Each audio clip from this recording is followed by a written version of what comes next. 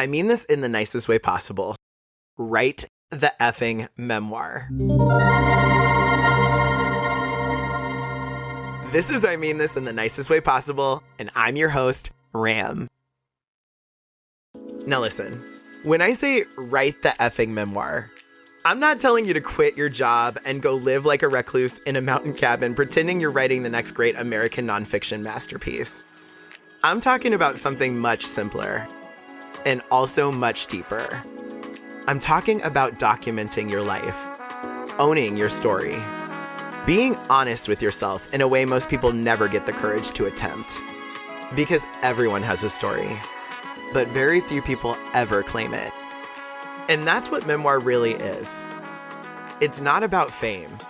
It's not about publishing. It's not about proving to the world that you've lived some cinematic, trauma-riddled, award-winning opus of a life.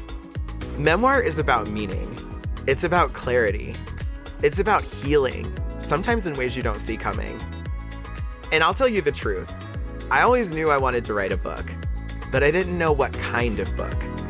For years, I thought it would be self-help. Something clean, digestible, motivational. But one day over the summer, I sat down and wrote out a few childhood memories just to see what would come out. And everything changed. Those memories cracked something open. They hit differently, enough that I couldn't ignore them. They made me curious in a way I hadn't felt in years. Next thing you know, I'm signing up for an introductory memoir class with Gotham writers. And that class, with its weekly assignments and structure and community, shifted everything. It taught me mechanics, technique, intention. It made me realize memoir isn't just writing down what happened. It's crafting a story that helps you understand why it mattered. And then I fell down the memoir rabbit hole, reading books the way people binge TV shows, Stay True, Crying in H Mart, and so many others. I wanted to study what makes a personal story universal. And somewhere in that process, I had a breakthrough. Writing became a kind of emotional excavation. Memories I hadn't touched in years resurfaced. Old wounds I thought were long gone revealed themselves, quiet, subtle, but very much alive. And confronting them, naming them, putting them on the page, it healed me in ways I didn't even know I needed. And that's why I'm telling you to write the effing memoir. Not because you need to become an author, not because Netflix is waiting to adapt your life, but because recounting your journey honestly, compassionately, bravely, will show you things about yourself you would never discover by just thinking about them. Writing is time travel. It's therapy with ink. It's confronting your past with the wisdom of your present. And here's the twist. Even if you think your story isn't interesting, you'd be shocked by how deeply the niche, the intimate, and the specific can resonate with others. People connect through truth, not spectacle. So in today's episode, we're going to walk through why memoir writing is genuinely healing, what psychology and neuroscience say about storytelling, how other people have transformed through writing their lives down, and how you can begin, even if you're overwhelmed, scared, or convinced you have nothing to say. By the time we're done, I'm hoping something inside you whispers, maybe I could write my story too. Because the kindest thing you could ever do for yourself is finally telling the truth of where you've been. Let's get into why writing your story does something to your brain, your body, and your sense of self that almost nothing else can touch. One of the most respected voices in that space, psychologist Dr. James Pennebaker, spent decades studying what happens when people write honestly about difficult experiences. And what he found was wild. When you translate emotion into language, your nervous system literally calms down. Your body stops treating your memories like an archive threat and starts seeing them as something you survived, not something you're still inside of. Writing forces you to slow the emotional charge just enough to process it. It creates what trauma specialists call emotional integration. That moment when your thoughts, your feelings, and your memories finally stop fighting each other and start speaking the same language. And here's the part people underestimate. When you write about a painful moment, you're not just recounting it, you're reorganizing it. You're putting structure around something that felt chaotic. You're giving meaning to something that once felt overwhelming. And your brain responds to that structure the way your body responds to a deep exhale. As memoir expert Diana Rabe explains, part of the reason this process is so powerful is because writing asks you to move your feelings from inside your body onto the page. When you do that, the pressure changes. The emotional load redistributes. Your brain isn't looping old memories trying to solve them anymore. It begins to understand them. Neuroscience has a term for this: cognitive processing. It's the shift from reactive to reflective. And I felt this while writing my own story. There are scenes that would leave me irritated and overstimulated until I fully wrote them. And suddenly, I could see the memory from the outside rather than reliving it from the inside. That's the therapeutic part. That's the transformation. Memoir writing isn't just revisiting your story. It's metabolizing it. It's your brain finally releasing what it's carried for years, sometimes decades. And here's the twist. The writing doesn't have to be perfect. It doesn't even have to be pretty. In fact, as writer Tara Law described in her own healing journey, the most transformative writing often comes out messy, unfiltered, and unplanned, because that's how our truth first arrives. You'll shape it later, but first, you have to let it move. Because once it moves, you do too. One of the most overlooked gifts of writing a memoir is how it reshapes the way you understand yourself. Not just who you were, but who you are right now, and who you're becoming. Diana Rabe talks about this as a kind of self-realization, and that's exactly what it feels like. When you write your story, you're not simply documenting events, you're reconstructing identity. You're pulling threads from childhood, adolescence, trauma, triumph, relationships, mistakes, awakenings, and discovering which pieces have actually shaped you, which pieces were illusions, and which pieces are ready to evolve. It's not nostalgia, it's clarity. And clarity is healing. When you write about who you used to be, something fascinating happens. You start to see that version of yourself as a character. Not in a distancing way, in an empathetic way. You finally understand why they did what they did, why they reacted that way, why they coped how they coped. And for many people, that's the first time they've ever extended themselves real compassion. Writing shows you the architecture of who you're becoming. Then there's the second layer, understanding who you are now. Because once your memories aren't stuck in the back of your head unprocessed, you start to see your current self with sharper eyes. You recognize patterns you broke, patterns you're still repeating, parts of you that are strong, parts of you that are still tender, parts you've been protecting without even realizing it. And finally, writing points towards who you're becoming next. Trauma specialist Gabrielle Pellicci describes this beautifully. She says writing her memoir helped her integrate all the versions of herself, the wounded child, the survivor, the adult, into one coherent identity. And that integration gave her strength she didn't even know she had. Not because she fixed her past, but because she honored it. That's what memoir does. It helps you inhabit yourself more fully. When you tell your story, you stop being the person things happen to. You become the person who understands what those events made possible. And when that shift happens, when agency replaces shame, when insight replaces confusion, when compassion replaces judgment, your identity transforms. Not into someone new, but into someone whole. I want to ground all of this in real lives, because the power of telling your story isn't theoretical. It changes people. It heals people. It reintroduces people to themselves. And that transformation shows up again and again in the memoir world. Let's start with grief. Tara Law wrote about losing her brother to suicide. She started by transcribing his diaries, thinking she was simply archiving a part of him. But the writing pulled her into her own healing. She said that as she wrote, she began seeing her life like a puzzle. Suddenly, the pieces made sense. The trauma she carried made sense. The way she loved, feared, coped, shut down, and opened up. Suddenly, it all started to make sense. Writing became the doorway to compassion for herself. And by the time she finished, she said, now that everything inside is out, I'm complete. Not cured, not erased, just finally integrated. Then there are the writers who discovered a connection they didn't expect. Ghostwriters talk about this all the time. People come in thinking they're writing a book for their children or their community, but end up finding a much wider circle of people who needed their story, especially survivors of abuse, addiction, illness, or loss. Readers who have never met them, but somehow feel seen in the chapters of their lives.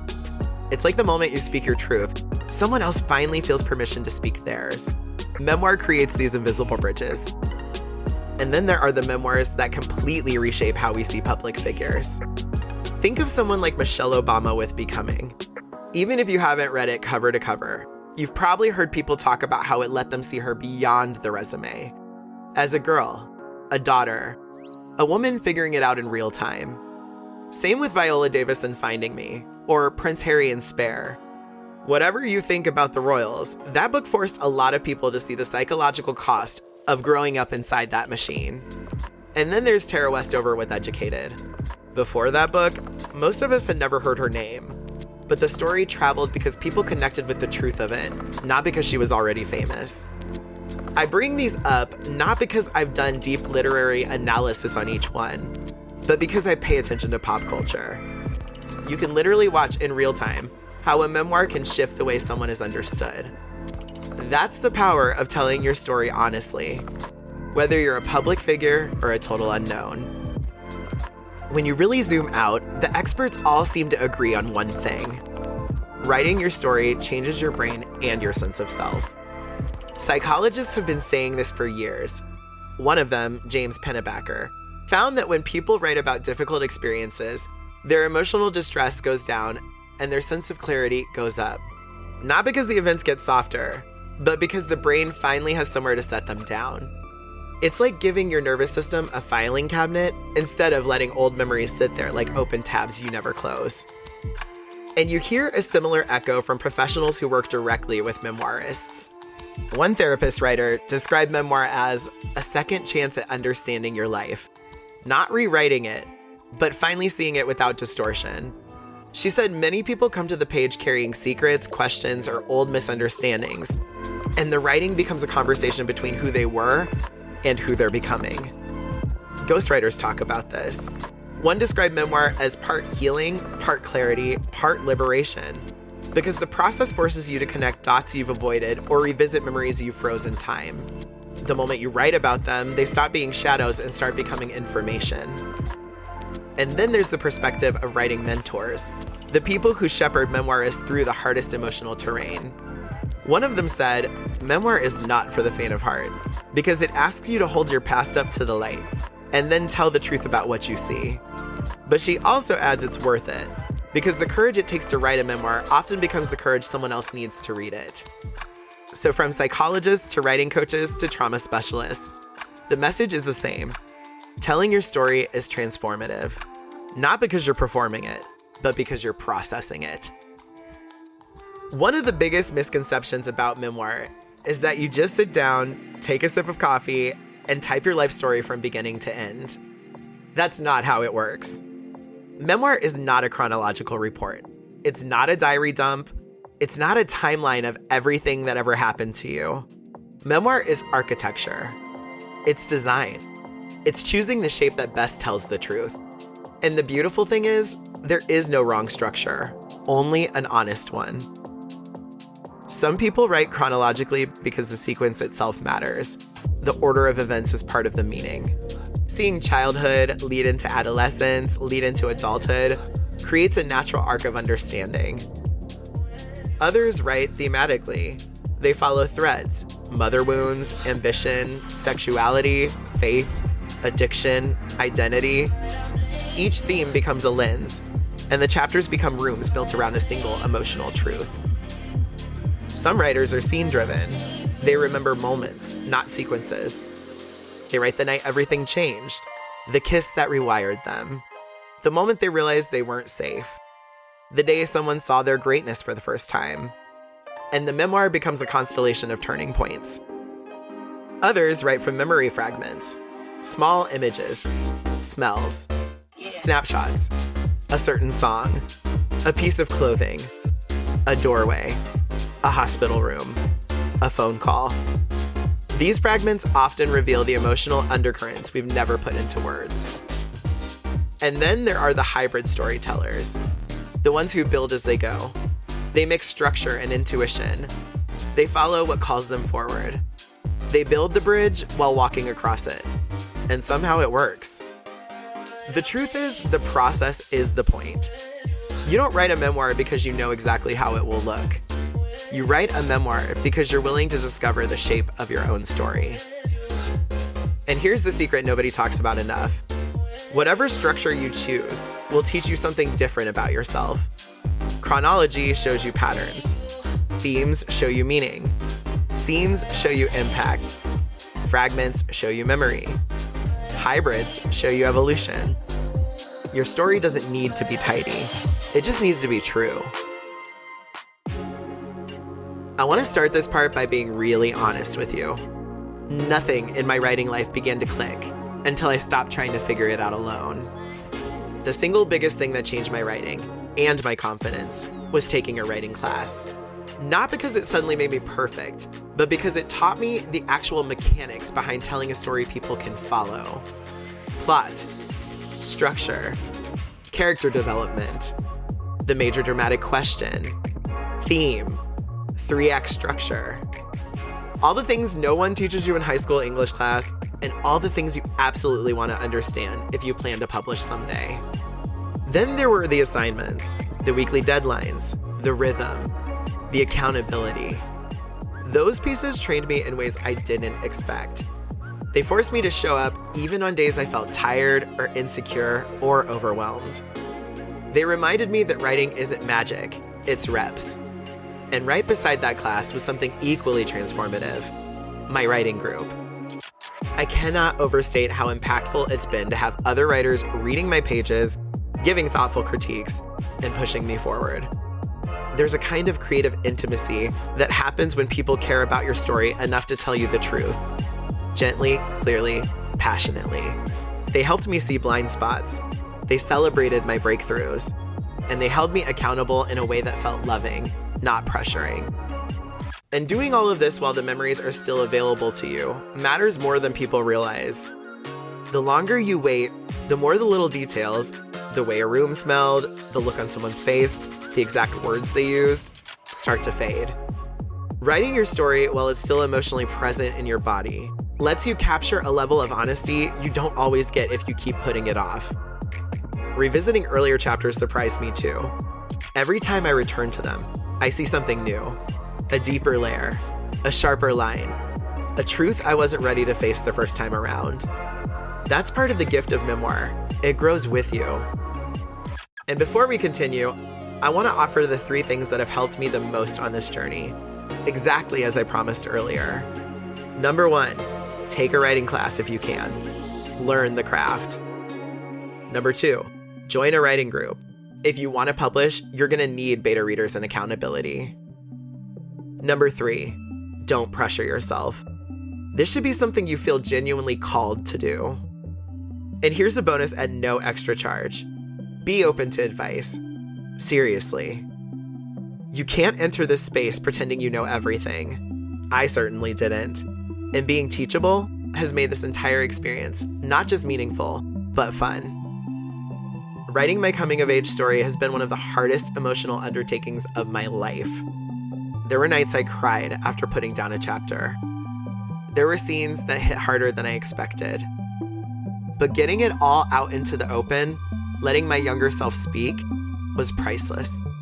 And that's why I share this part with you, because the process itself is healing, not just the finished book.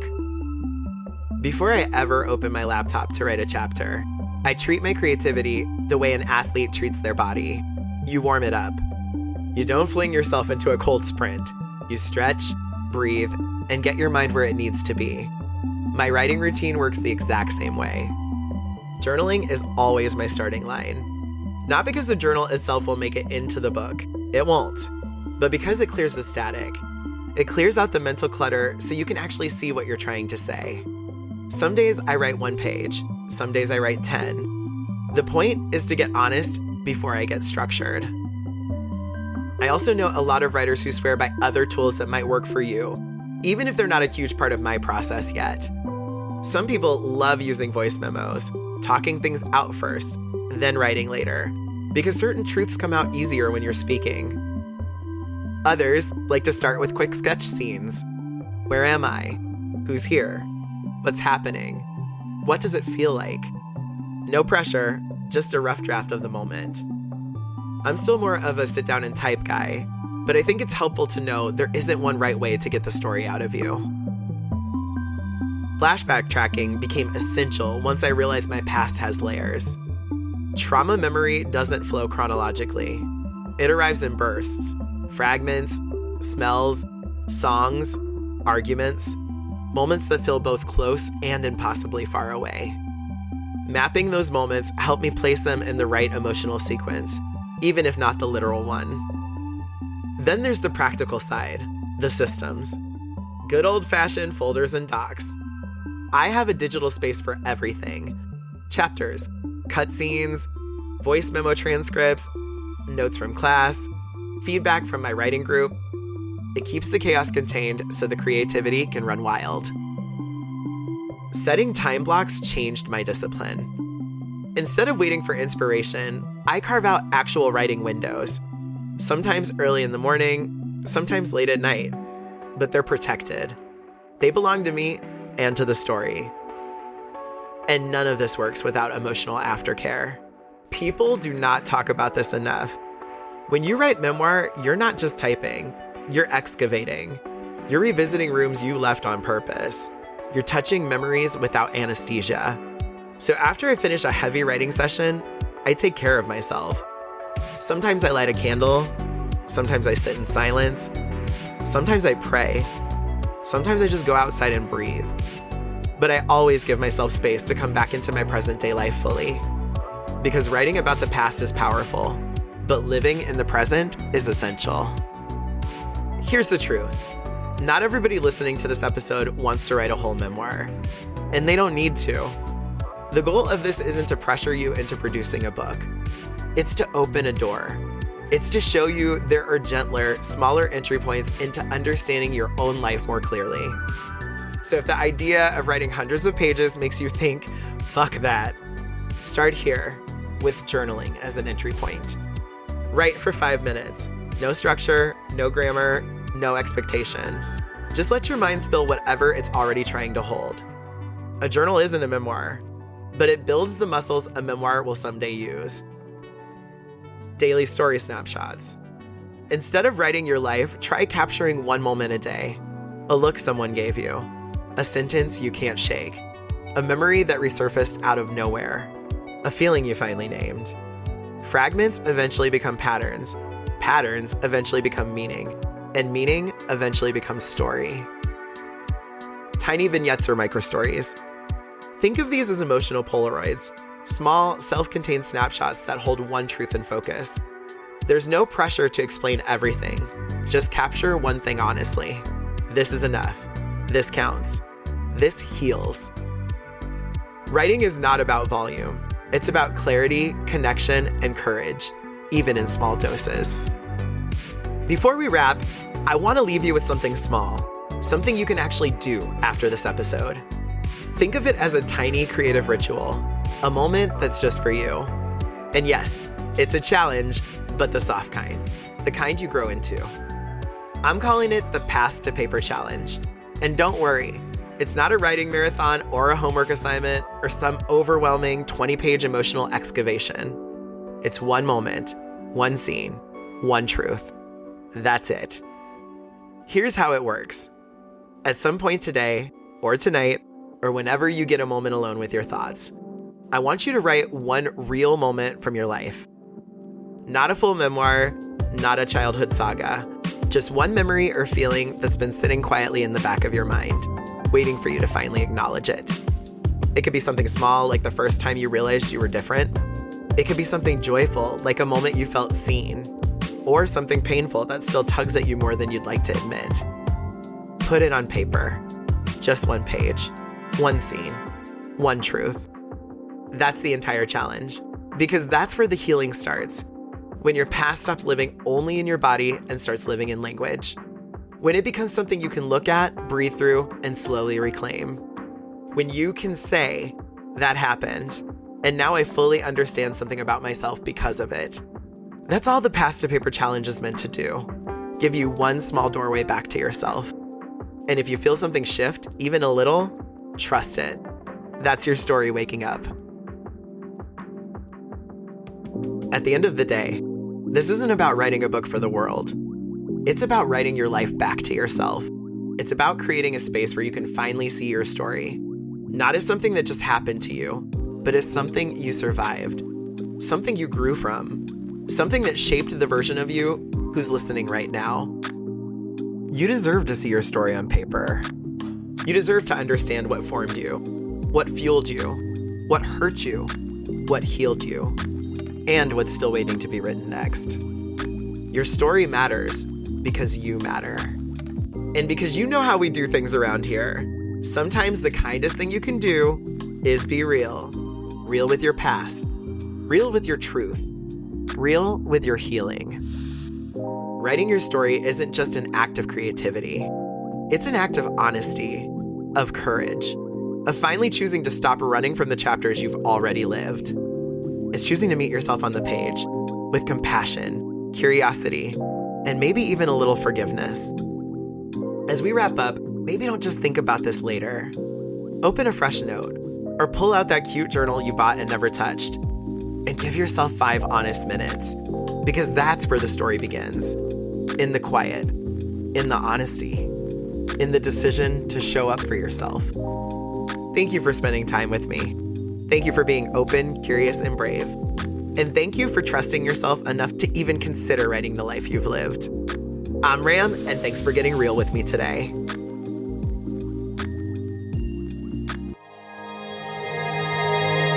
You just finished listening to I Mean This in the Nicest Way Possible, written and produced by Richard Armand Mills.